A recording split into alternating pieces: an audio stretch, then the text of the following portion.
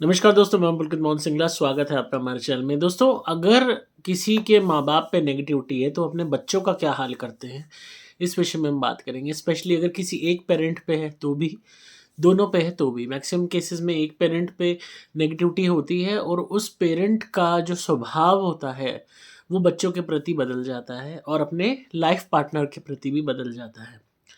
आज बात करेंगे बच्चों की कि बच्चों के ऊपर जो असर होता है, वो कैसा होता है। अगर बच्चा छोटा है तो शुरू से आप देखेंगे कि जो भी फादर है या मदर है, जो भी नेगेटिविटी से ग्रसित है, वो उस बच्चे के साथ बहुत ज़्यादा वॉयलेंट हो जाएगा या हो जाएगी। बात-बात पे उसको मारना, गालियाँ देना, डाँटना। और जब गाली देने की बात आती है तो भी हर हद पार, जब मारने-पीटने की बात आती है तो भी हर हद पार। एक तो होता है ना, कोई भी अपने बच्चे को धमकाता है या डाँटता है या मारता है, तो एक उसका एक लिमिट होती है कि भई एंड में भई खून तो खून है अपना, उसको के साथ इतना वो नहीं करना कि उसको कोई ज़्यादा नुकसान हो, बस एक उसको पनिशमेंट देने के लिए। बहुत पेरेंट्स ऐसे भी होते हैं जो अपने बच्चों को हाथ तक नहीं लगाते, इतना प्यार करते हैं उनसे। पर कुछ होते हैं थोड़े से स्ट्रिक्ट होते हैं, पर जहाँ नेगेटिविटी होती है वहाँ वो पेरेंट इतना वॉयलेंट हो जाता है कि वो ये परवाह ही नहीं करता कि बच्चे को लग रही है, उसको दर्द हो रहा है, उसके खून निकल रहे हैं, उसका हाथ टूट रहा है, वो परवाह ही नहीं करता या करती। और उसके अंदर इतना वॉयलेंट बिहेवियर होता है कि बच्चा डरने लगता है उस पर्टिकुलर पेरेंट से। और यहाँ तक कि जो दूसरा उसका बेटर हाफ होता है, हस्बैंड या वाइफ, वो भी इस चीज़ को पॉइंट आउट करते हैं कि भाई तुम बहुत ज़्यादा एग्रेसिव हो रहे हो, बहुत ज़्यादा वॉयलेंट हो रहे हो, या तुम बहुत ज़्यादा सख्ती कर रही हो, तुम बहुत ज़्यादा मार रही हो, ये क्या कर रही हो तुम। और तब भी वो पेरेंट अपने ऊपर कंट्रोल नहीं कर पाता जिस टाइम वो आवेश आया हुआ होता है। बाद में अगर आवेश नहीं आ रहा, तब वो पेरेंट रिपेंट करता है, सोचता है अरे यार मैंने गलत किया, मैंने बहुत ज़्यादा मार दिया या मैंने बहुत ज़्यादा वो कर दिया। तो पर उसका कोई फ़ायदा नहीं होता, क्योंकि जब आप पे अटैक पड़ता है तब आप सब चीज़ बर्बाद कर देते हो। बाद में आप सोचते रहो कितना ही माफ़ी माँग लो, कितना ही मना लो, कितना ही, पर जो इमोशनल बॉन्डिंग है, जो एक प्यार है, जो एक लगाव है, वो ख़त्म होना शुरू हो जाता है बच्चे और उस पेरेंट के बीच में। बच्चा तो ये चीज़ नहीं समझ रहा ना कि उसकी माँ पे या बाप पे कोई नेगेटिव एनर्जी का साया है। हाँ, अगर वो माँ या बाप जो है पोज़ेशन में आके बाकायदा उल्टी-सीधी हरकतें भी कर रहा है या कर रही है, या अंदर जो नेगेटिविटी बैठी है वो बोल रही है बाकायदा, आवेश आ रहा है, तब बच्चा समझ सकता है कि हाँ भाई, कुछ इश्यू है माँ के साथ या बाप के साथ। और उसमें भी अगर बच्चे की एज कम है तो शायद वो भी ना समझ पाए। अगर बच्चा थोड़ा-सा बड़ा है, समझने लायक उम्र का है, तो वो समझ पाएगा कि हाँ, कुछ तो गड़बड़ है, माँ का या बाप का इलाज कराते हैं, घरवाले लेके जाते हैं तो कोई इश्यू है। तो पर अगर बिहेवियर बहुत ज़्यादा ख़राब है और आप उस चीज़ को बर्दाश्त कर रहे हो सोच के कोई बात नहीं, आवेश आता है तो ये ऐसा करती है या करता है, तो वो चीज़ मत कीजिए, खतरे से खाली नहीं है। बच्चे को दूर रखिए ऐसे पेरेंट से, क्योंकि वो पेरेंट अपने कंट्रोल में नहीं है और जिस टाइम वो एनर्जी का प्रभाव होता है, वो एनर्जी कुछ भी करवा सकती है, मर्डर तक करा सकती है। इतनी ज़्यादा ये एनर्जीज़ गलत होती हैं, गंदी होती हैं। अगर ऑलरेडी वॉयलेंट है फैमिली मेंबर, बहुत ज़्यादा वॉयलेंट है, बहुत ज़्यादा एग्रेसिवली मारपीट करता है या करती है, तो बच्चों को उससे दूर रखें जितना हो सकता है। और उसको कोई भी घर में ऐसी सामान ना रखें जिसको वो फेंक के मार सके। कोई भी ऐसे हार्श ऑब्जेक्ट्स, नाइफ्स हो गए ज़्यादा शार्प, इन सबको दूर रखें। और जितना ज़्यादा आप इस बात को गंभीरता से लेंगे उतना बेटर है। उसको, बच्चे को अकेला मत छोड़िए ऐसे पेरेंट के साथ। होता क्या है, ये एनर्जीज़ क्या करती हैं, ये दिखावा भी करती हैं। ये दिखाने का प्रयास करती हैं कि हाँ, हम तो बिल्कुल ठीक हैं, हम तो बिल्कुल नॉर्मल हैं, हमें तो कोई दिक्कत नहीं है। और मतलब ये शो करने के लिए कि इंसान नॉर्मल है। आप कहोगे हाँ, अब तो ये नॉर्मल एक्ट कर रही है या कर रहा है, एंड तो आप जाओगे उसको छोड़ के बच्चे के साथ, और पीछे से ही बच्चे के साथ कुछ वारदात करी मिलेगी आपको। एंड ये चीज़ इतनी ज़्यादा मतलब खतरनाक है कि आप सोच भी नहीं सकते। घर में सीसीटीवी लगवाइए सबसे पहली बात, ताकि आप ये पता कर सकें, निश्चित कर सकें कि पीछे से आपका वो पर्टिकुलर मेंबर जिस पे आवेश आता है, वो कैसे एक्ट करता है, बर्ताव करता है। कोशिश कीजिए कोई और मेंबर भी घर में छोड़िए। एडल लोग क्या करते हैं, माँ, बूढ़ी माँ को छोड़ दिया, बूढ़े बाप को छोड़ दिया, उनके बस की नहीं है प्रेत रोगी को सँभालना, ख़ासकर जब वो वायलेंट हो जाता है प्रेत रोगी।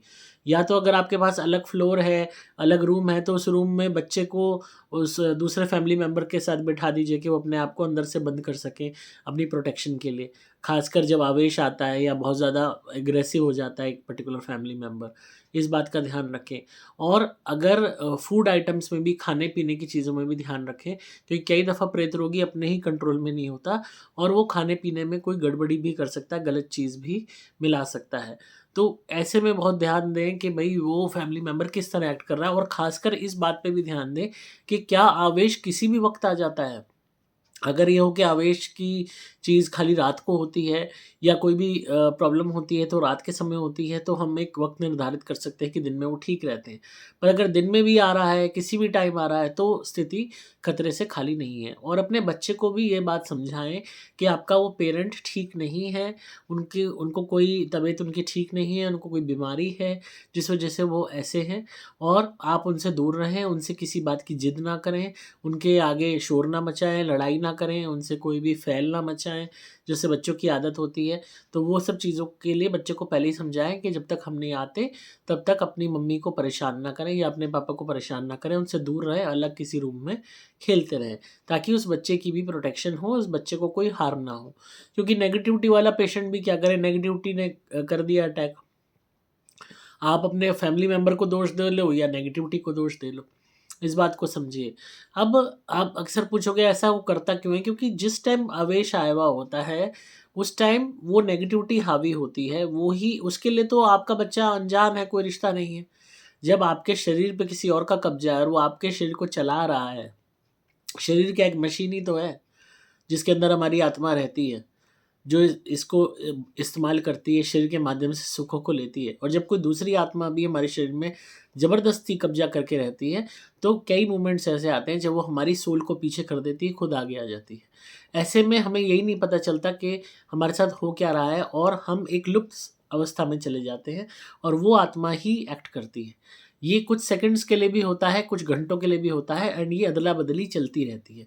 इसी वजह से कई स्पिरिट्स जब बहुत ज़्यादा पुरानी हो जाती हैं, तो इस कदर पर्सनैलिटी में मिक्स हो जाती हैं कि आप ये पता ही नहीं लगा सकते कि आपके घर का मेंबर बोल रहा है या वो स्पिरिट बोल रही है। अक्सर एक गलतफ़हमियाँ भी ये स्पिरिट्स उस इंसान के मन में डालनी शुरू कर देती हैं, एक बेनिफिट और डाउट कह लो, एक अलग ही अजीब-सी डाउट्स, गंदे-गंदे डाउट्स क्रिएट करने लगती हैं, जिसमें सबसे कॉमन डाउट है जो क्रिएट करती हैं कि ये तुम्हारा बच्चा नहीं है। ये बदल गया है, ये किसी और का बच्चा है। या जैसे पति प्रेत रोगी है, उसके माइंड में डाउट डाल दिया कि ये तेरा बच्चा नहीं है, तेरी पत्नी कहीं और से करवा के लाई है, ये तेरा बच्चा नहीं है। ये डाउट आ गया, वो सोचता रहेगा हर वक़्त कि मेरा बच्चा नहीं है, मेरा बच्चा नहीं। ऑटोमैटिकली उसके मन में नफ़रत आ जाएगी अपने बच्चे को लेके। अब प्रेत चाहे भले ही हावी ना हो, पर ये जो डाउट डाला उसने मन में, उसके चलते वो इंसान खुद ही अपने बच्चे से किनारा करने लगेगा, या उसके साथ वॉयलेंट होने लगेगा, या उससे झगड़ा करने लगेगा, या मारपीट करने लगेगा, या उसको बुरी तरह ट्रीट करने लगेगा। औरतों के मन में भी ये डाउट आ जाता है जब उनके ऊपर एनर्जीज हावी होती हैं। अगर कोई प्रेत रोगी है औरत, तो वो एनर्जी उस पर डालेगी प्रभाव कि भाई ये बच्चा तेरा नहीं है। हालाँकि उसने अपनी कोख से जना है, पर तब भी एक गलत डाउट माइंड में आ जाएगा कि बच्चा बदल गया है, या ये हो गया है, या वो हो गया है। कुछ भी अनगिनत, कुछ भी उल्टा-सीधा डाउट, एंड उसके चलते वो अपने बच्चे को मिसट्रीट करेगी, खराब उसके साथ बिहेवियर करेगी। यहाँ तक कि ऐसे-ऐसे डाउट्स आए हैं प्रेत रोगियों के दिमाग में कि ये तेरा पिछले जन्म का दुश्मन है, इसको तू बख्श मत, ये तेरा नहीं है, ये तेरे पास्ट लाइफ में दुश्मन था। तो इस तरीके के तक डाउट्स बच्चों के विषय में ये नेगेटिव एनर्जीज़ डाल देती हैं, ताकि आप अपने बच्चों से झगड़ा करो या उनको हार्म करो या उनकी डेथ कॉज़ करो, फिर उसके बाद अपने आप को हार्म करो उसी गिल्ट में, और अपनी डेथ कॉज़ करो। बेसिकली इनकी एक ही मोडस ऑपरेंडी होती है कि दर्द में दर्दनाक तरीके से आपको मृत्यु देना और आपके परिवार को ख़त्म करना, और फिर आपकी आत्माओं को इस्तेमाल करना, अपना कुंडमा बढ़ाना, और आपको जितना ज़्यादा आप ट्रॉमाटाइज़ होके गलत काम करके डेथ कॉज़ होएगी, उतनी ही ज़्यादा आपके इनके लिए ईज़ी होगा आपको कंट्रोल करना, आपको पोज़ेस करे रखना, हिप्नोटाइज़ करे रखना पारलौकिक दुनिया में। तो ये इनका खेल होता है। तो पेरेंट जो भी इस तरीके से हावी है जिस पे एनर्जी, उस पेरेंट का बहुत ज़्यादा विशेष ध्यान रखें, बच्चों को पहले ही एजुकेट कर रखें ताकि बच्चे उसको ज़्यादा परेशान ना करें, पेरेंट को उससे दूर रहें। और उस टाइम में बच्चों को ट्यूशन भेज दो या किसी पड़ोसी के यहाँ रख दो, मतलब कुछ भी ऐसा करो जिससे बच्चा कोई भी हार्म ना उसको उठाना पड़े। बहुत केसेस आते हैं हमारे पास जहाँ पेरेंट वॉयलेंट है बच्चे के साथ, मारते हैं, पीटते हैं, गालियाँ देते हैं, हर तरीके का अत्याचार करते हैं एंड उन पे नेगेटिविटी भी हावी रहती है। तो ऐसे में जो है बच्चा जो है बहुत ज़्यादा घबरा जाता है, बहुत ज़्यादा कटने लगता है, यहाँ तक कि उसका बच्चे का मन करता है भाई यहाँ तो मैं भाग जाऊँ या कहीं और चला जाऊँ या देश छोड़ दूँ या पता नहीं कैसे-कैसे थॉट्स बच्चों के मन में आ रही होती हैं। तो ऐसे में बहुत ज़्यादा आप ध्यान रखें, इस चीज़ को लाइटली ना लें। और जो भी आपका फैमिली मेंबर है जो वॉयलेंट होता है उसके उतारे करें कि हमारे क्रिया वाले नारियल मंगवा के उतारे होंगे और नारियल हमारा हवन कुंड में जलाया जाएगा। तो जो उनके ऊपर वो जो प्रोवोकेशन होती है कि अरे तू इसको मार, अरे तू वो कर, वो कंट्रोल हो जाएगी। टीस सी मचती है, दाँत बीचते हैं और वह मन करता है बस मारना है। वो चीज़ कंट्रोल में आने लगेगी क्योंकि जो एनर्जी है उसकी ताकत हम कम करेंगे, हमारे नारियल का उतारा होके जब नारियल जलेगा तो उस शक्ति की ताकत कम होएगी, तो वो कंट्रोल नहीं कर पाएगी बॉडी को। और हमारा लॉकेट ज़रूर पहनाइए प्रोटेक्शन के लिए अपने उस फैमिली मेंबर को और घर में धुनी कीजिए सुपर प्लैटिनम ताकि घर में जो भी प्रभाव है इन एनर्जीज़ का वो कम होना शुरू हो जाए। धीरे-धीरे आप देखेंगे कि जो भी हरकतें हैं, उपद्रव है, झगड़े हैं, कलेश है, पोज़ेशन है, सब घटना शुरू हो जाएगा और धीरे-धीरे आपका वही फैमिली मेंबर नॉर्मल हो जाएगा। थोड़ा वक़्त लगेगा इस प्रोसेस में पर हाँ, जीत ज़रूर मिलेगी। तो विशेष तौर पे बच्चों को ध्यान रखें, बच्चों को हमेशा एजुकेट करते रहें और जितना आप अपने बच्चों को स्मार्ट बनाएँगे, उतना उनके लिए ईज़ी हो जाएगा प्रेत रोगी फैमिली मेंबर के साथ रहना। मैं ये नहीं कहता कि माँ-बाप में ही कई दफ़ा ब्रदर-सिस्टर में भी हो सकती है ऐसी एनर्जी जो वॉयलेंट बनाती है, तो बच्चों को पहले ही एजुकेट कर दो ताकि वो बच्चा विश्वास ना करे अंधा होके उस फैमिली मेंबर पे जिस पे प्रेत का साया है। अब जो जिस पे प्रेत का साया है, वो बच्चे से कह दे कि यहाँ से कूद जा या ये पी ले या वो कर, तो बच्चा तो नहीं जानता ना कि अंदर गलत ऊर्जा बैठी हुई है, वो गलत काम करने को कह रही है।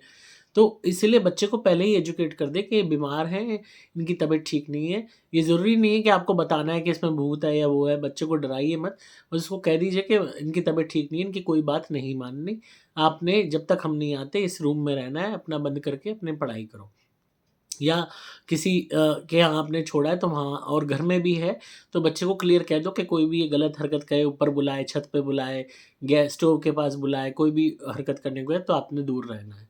तो थोड़ा-सा आप बच्चे को एजुकेट कर दोगे, तो बच्चा बचा रहेगा। बच्चे को फ़ोन भी दो, उसको नंबर भी दे रखो, सारी इन्फॉर्मेशन दे रखो कि ऐसी कोई बात होती है तो तुम हमें फ़ोन कर लो, तो ताकि वो बच्चा जो है अपना सेफगार्ड कर सके।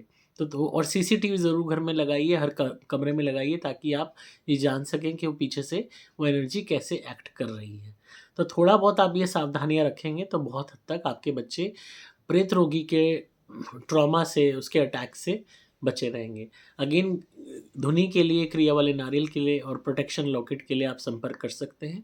आपको सिंपली मोबाइल नंबर 8130331007 पे व्हाट्सएप मैसेज करना होगा।